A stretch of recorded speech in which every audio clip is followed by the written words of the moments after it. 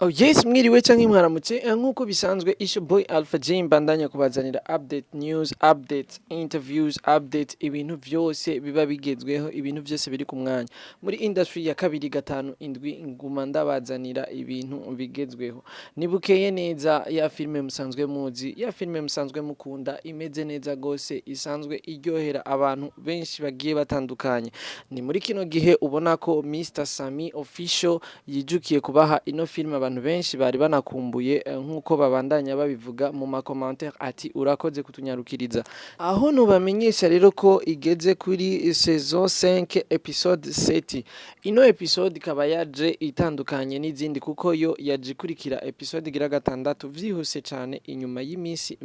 mike gose kurusha izindi uko zagiye zirakurikirana. Muri no episode habonetsemwo aka insolite canke akantu novuga ko kabaye nk'aka erreur gatoyi ariko ataco gatwaye mugabo bamwe mu bafana bakaba babibonye bakavyandika no muri commentaire tutirengagije yuko mu makomantere yose bagiye baratanga amakomantere ari meza cyane bavuga ati courage mubandanye mubidukorera neza aho hagiye habonekamwo abantu bagiye barakunda uko bayikinye uko ino film iteguwe ukabona ko ari filme ifise amasanamu meza cyane ako ka erreur uti naka ako ka erreur ku minota 11 n'amasegonde 18 niho ubona ko scene yariko irakina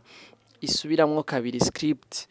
na karere gusa gato nyene kabaye bariko bareditinga niko tuvyibaza bandanya rero mukurikirana ino filme iri kuri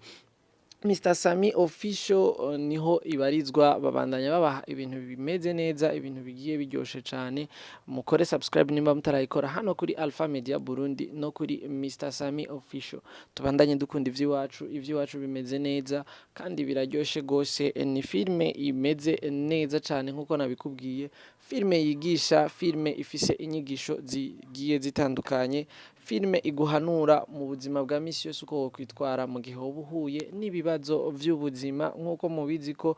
twebwe abantu n'ingorane tugendana rero ndagushimire wowe wafashe kano kanya ko kumviriza kino kiganiro canje ngiye kubandanya ndaguha ibindi bimeze neza cyane muri industry ya kabiri gatanu indwi nitwa Alpha J kwa kundi hahandi mu buhinga bw'ivyuma ni wa wundi twama turi kumwe misi yose ni junior reka ndakubwira ati amahoro y'Imana umugisha wayo hamwe nakamwemwe umunezero mu vyawe no mu bawe nivyo ndakwifuriza ciao ciao